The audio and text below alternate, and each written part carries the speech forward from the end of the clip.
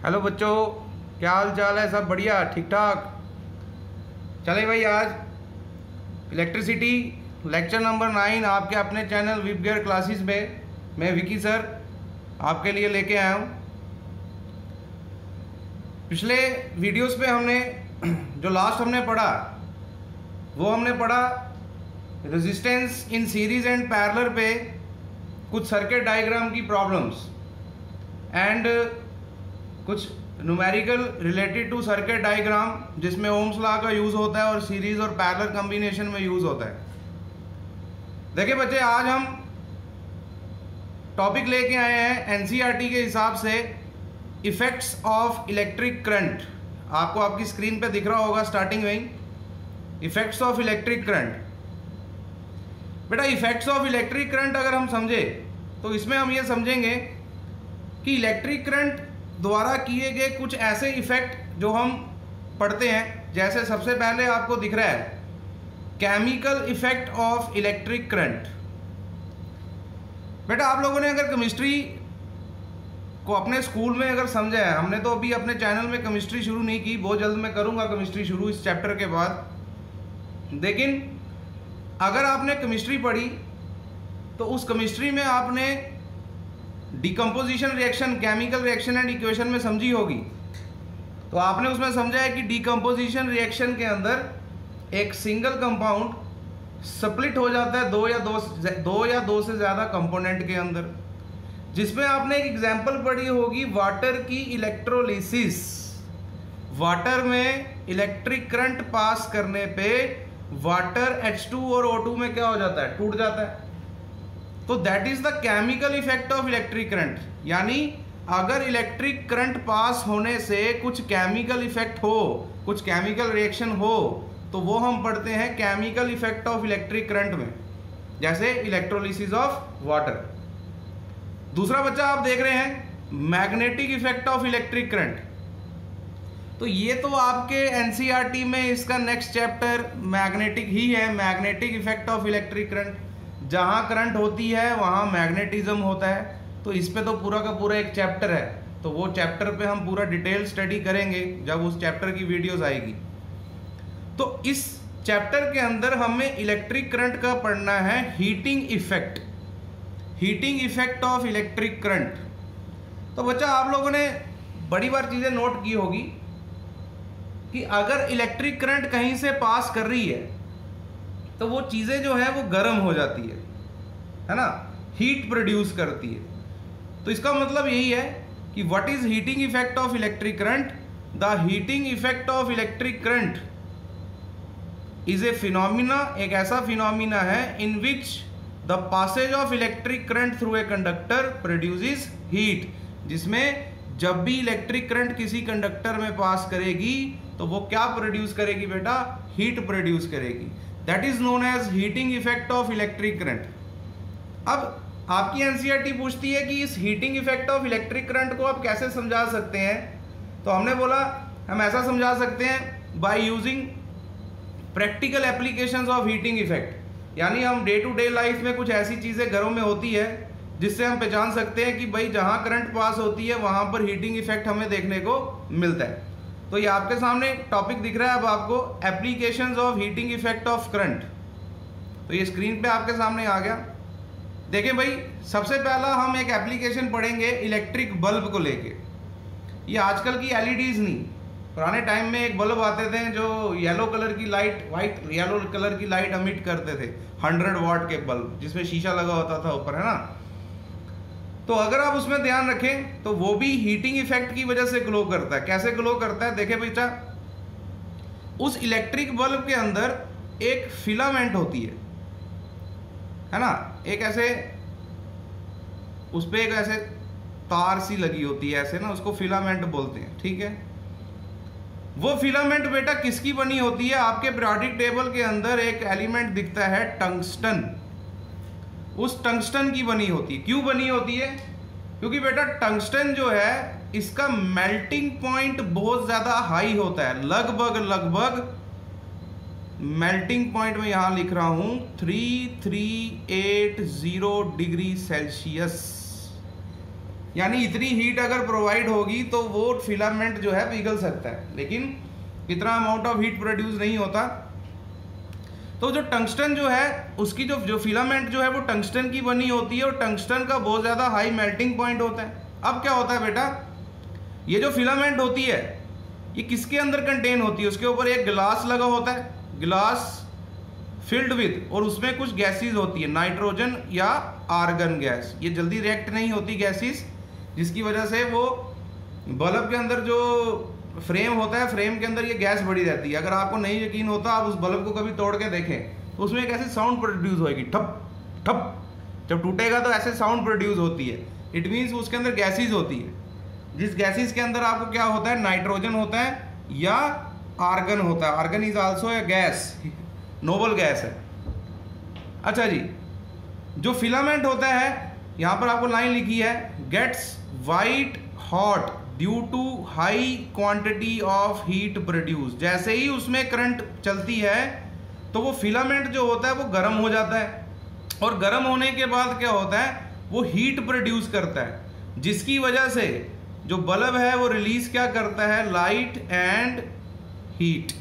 तो ये आपने फिर देखा कि भाई इलेक्ट्रिक करंट की वजह से हीटिंग इफेक्ट हुआ, उस हीटिंग इफेक्ट का हमें यूज मिला, यानी वो बल्ब ग्लो किया और हमें रोशनी मिली। तो बेटा हमने पढ़ा कि फिलामेंट किसका होता है, टंगस्टन का होता है, उसका मेल्टिंग पॉइंट बहुत ज़्यादा होता है, लगभग 3380 डिग्री सेल्सियस होता है। उस बल्ब के अंदर गैसेज होती है, आर्गन और नाइट्रोजन, ये कुछ जर्नल पॉइंट्स है।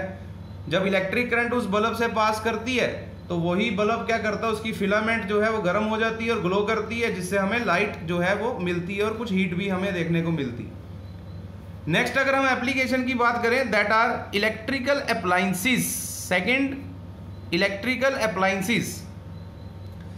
बेटा आपके घरों में बहुत सारे इलेक्ट्रिकल अप्लायंसेस ऐसे हैं जिनकी हीट जो है, अगर वो हीट एमिट करते हैं तो वो हीट का हम यूज कर रहे हैं। जैसे फॉर एग्जांपल आपके घरों में अगर हीटर होगा या इंडक्शन होगा, कुछ होगा, प्रेस होगी, electric iron, geyser, electric toasters, extra बहुत सारी चीजें और भी। बेटा इनमें क्या होता है, इनमें कॉइल लगी रहती है, और वो कॉइल किसकी बनी होती है बेटा, एलॉय की बनी होती है। Coil which is made up of N alloy. What is alloy? Alloy बनते हैं दो या दो से ज्यादा मेटल को आपस में मिक्स करके, या मेटल और नॉन मेटल को भी आपस में मिक्स करके क्या बनाया जाता है, एलॉय बनाए जाते हैं। इसलिए बनाए जाते हैं क्योंकि हम मेटल जो काम नहीं कर पाए, एलॉय बना के हम उसकी प्रॉपर्टीज को थोड़ा एनहेंस कर देते हैं। तो जो हमारे घरों में हीटर वगैरह होते हैं, उनकी जो कॉइल्स होती है, जो गर्म हो रही होती है, वो एलॉय की बनी होती है। और बेटा ध्यान याद रखना है वो किस एलॉय की बनी होती है, that alloy is known as nichrome. Nichrome जो है ये निकल, क्रोमियम, मैंगनीज और आयरन, इन सभी को जोड़ के निक्रोम बनाया जाता है। इसलिए बनाया जाता है क्योंकि जो एलॉय होते हैं बेटा, उनकी रेजिस्टेंस या रेजिस्टिविटी आप बोल सकते हो बहुत ज्यादा क्या होती है, हाई होती है। और दूसरी चीज उसका मेल्टिंग पॉइंट भी क्या होता है, हाई होता है। तो आगे मैं लेके चलूं, जिसमें लिखा है इट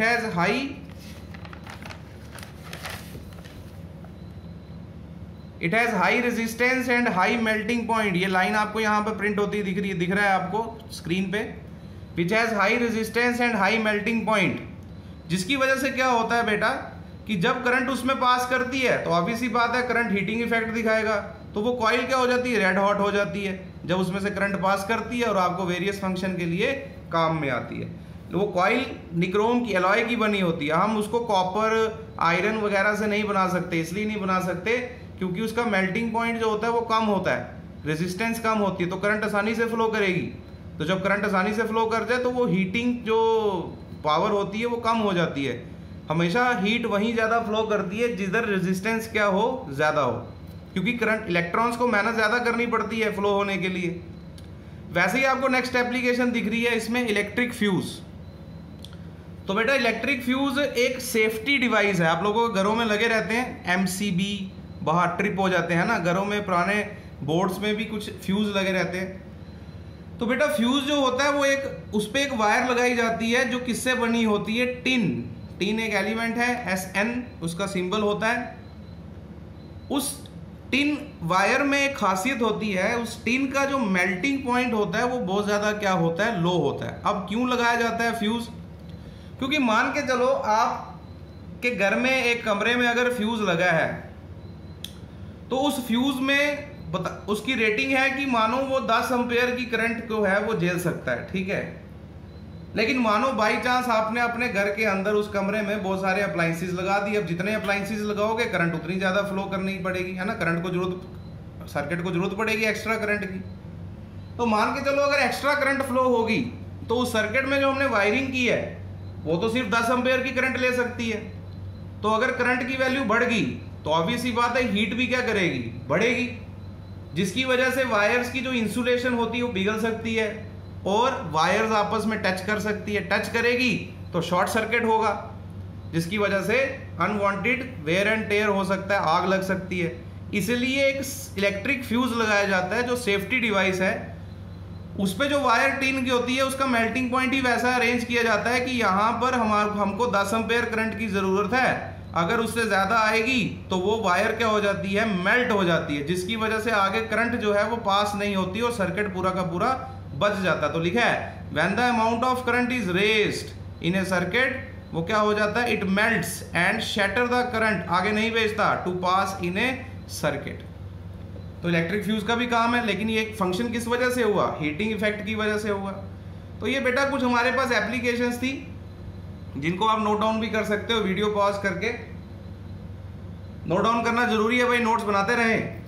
नेक्स्ट देखें, हम कुछ समझेंगे। आपकी एक एनसीईआरटी में रेजिस्टिविटी का टेबल बना है, डिफरेंट हमारे पास मटेरियल्स हैं और उनकी डिफरेंट रेजिस्टिविटी है। अगर हम उसको देखें ध्यान से तो समझ सकते हैं। देखिए भाई, सबसे पहले अगर हम बात करें resistivity for conductors, that is conductors.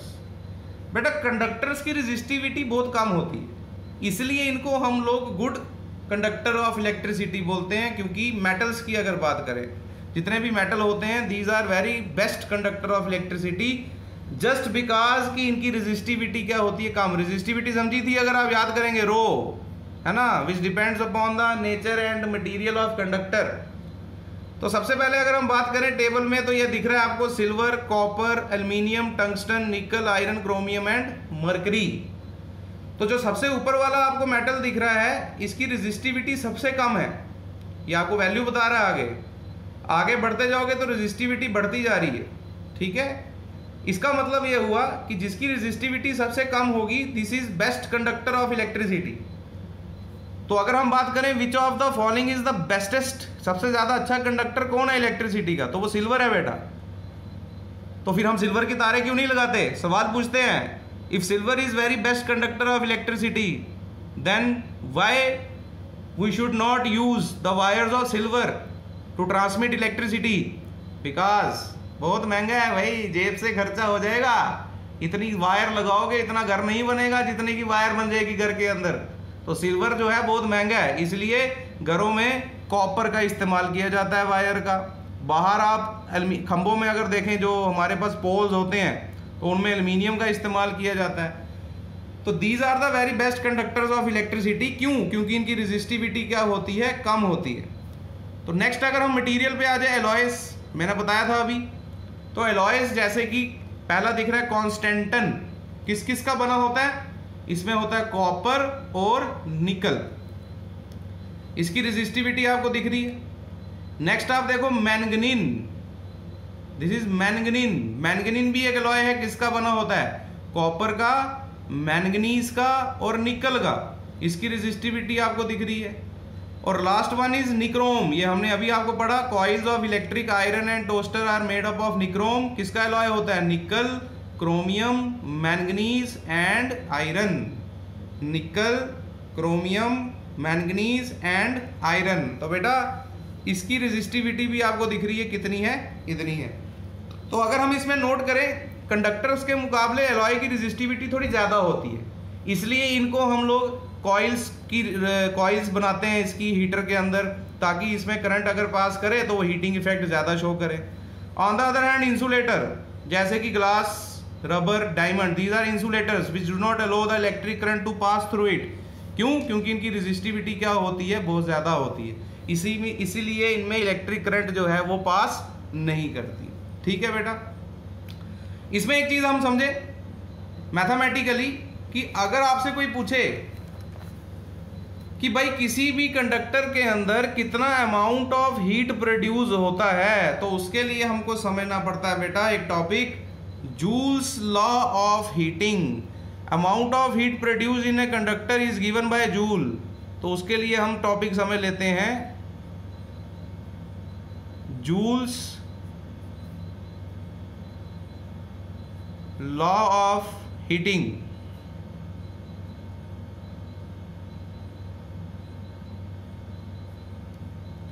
चलिए बेटा, ये क्या बोलता है जूल्स लॉ, इसको अगर हम ध्यान से समझे तो जूल्स लॉ बोलता है बेटा कि किसी भी कंडक्टर में जो हीट प्रोड्यूस होती है वो कुछ उसकी जो फैक्टर्स है उस पर डिपेंड करती है। जैसे मैं लिख देता हूं, heat produced in a conductor depends upon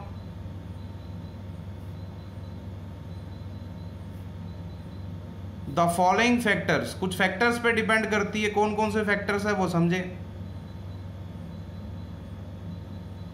पहला है heat produced in a conductor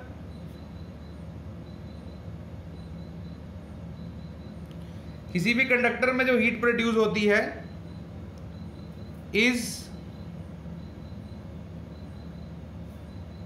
directly proportional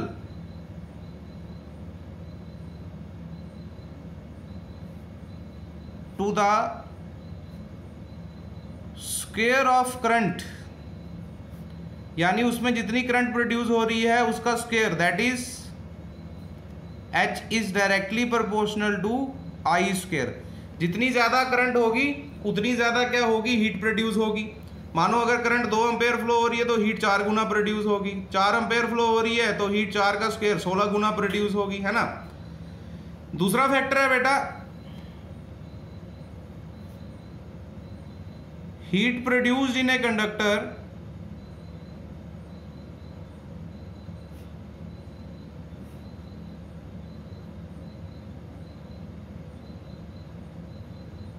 is directly proportional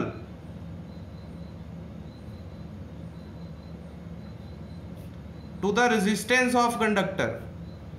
जितनी ज्यादा कंडक्टर की रेजिस्टेंस होगी उतनी ज्यादा हीट प्रोड्यूस होगी। अभी पीछे भी पढ़ा कि भाई एलॉय क्यों बनाए जाते हैं, क्योंकि उनकी रेजिस्टिविटी को हाई किया जाता है ताकि हीट ज्यादा से ज्यादा प्रोड्यूस हो। That is heat produce is directly proportional to resistance यानी R। और तीसरा फैक्टर होता है बेटा, जूल्स ने बताया कि heat produce in a conductor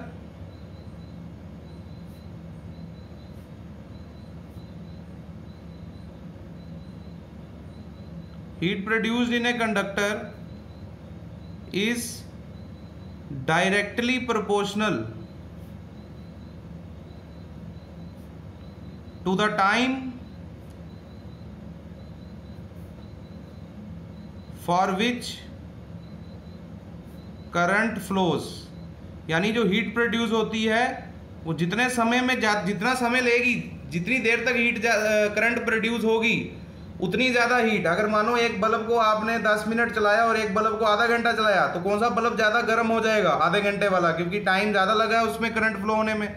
यानी heat produce is directly proportional to time. बेटा अगर इन तीनों फैक्टर्स को, इसको इसको और इसको कंबाइन किया जाए, combining first second and third, तो हम बोल सकते हैं heat is proportional to I square R into T, है ना। तब बोल सकते हैं हीट किसके बराबर होगी, I square R into, proportionality का साइन हटाएं, एक कांस्टेंट लगता है K, जब भी प्रोपोर्शनैलिटी का साइन हटाते हैं तो कांस्टेंट लगता है। और यहाँ पर इस कांस्टेंट की वैल्यू होती है 1, किताबों में मेंशन है। इट मीन्स हीट की वैल्यू कितनी आ गई, ये अगर 1 हुआ तो हीट बन गया I square R into T. तो ये एक बेसिक फार्मूला बन गया कि जो किसी भी कंडक्टर में जो हीट प्रोड्यूस होती है वो square of current, resistance and time पे डिपेंड करती है। तो इससे, इस फॉर्मूले से आप लोग आगे फाइंड कर सकते हैं कि भाई किसी कंडक्टर में कितनी हीट प्रोड्यूस हो रही है। हाँ, थोड़ी चेंजिंग भी हो सकती है फॉर्मूले में, जैसे करंट कभी नहीं दी हो, पोटेंशियल और रेजिस्टेंस दी हो, तो एक मैं फॉर्मूला यहाँ चेंज करके आपको चलो वहाँ बता दूंगा उस समय। तो ये बेटा आज का हमारा सारा टॉपिक रहा है आपके सामने, जिसमें हमने हीटिंग इफेक्ट के बारे में समझा, उसकी कुछ एप्लीकेशन समझी, एक टेबल समझा हमने रेजिस्टिविटी के ऊपर, है ना, एंड प्लस ये हमने आपके सामने एक लॉ समझा that is known as Joule's law of heating. तो जूल्स लॉ ऑफ हीटिंग क्या बोलता है बेटा? जूल्स लॉ ऑफ हीटिंग बोलता है कि जो करंट प्रोड्यूस होती है किसी भी कंडक्टर में वो डायरेक्टली प्रोपोर्शनल होती है square of current, resistance and time for which the current flows. तो तीनों को कंबाइन करेंगे तो उसके रिलेटेड हमें एक पूरा का पूरा फॉर्मूला दिखेगा, H is equal to I square R into T. तो बेटा आई होप आज की वीडियो आपको समझ आई होगी। अच्छे से इसको आप तरीके से अगर पढ़ें तो बड़ा बेसिक से हम चल रहे हैं, उसको आगे चलाएंगे तो इस पे न्यूमेरिकल और आजा एडवांस चलेंगे हमारे पास, लेकिन बेसिक थ्योरीज आपको पता होनी चाहिए, इसलिए हमने समझा रहे। तो आप मेरा ये काम करते रहेंगे, इसको पढ़ेंगे, नोट्स बनाएंगे, है ना, नोट्स बनाएंगे तो आगे पढ़ पाएंगे। और वीडियो को शेयर करें, चैनल को जिसने अभी तक सब्सक्राइब नहीं किया वो सब्सक्राइब करें, लाइक करें, ताकि हमें ज़्यादा से ज़्यादा क्या मिल सके, मोटिवेशन मिल सके, है ना। तो ठीक है बेटा, आज के लिए इतनी ही वीडियो आपके पास रहेगी। नेक्स्ट लेक्चर पे हम आपको जल्दी मिलेंगे, तब तक के लिए all the best and take care.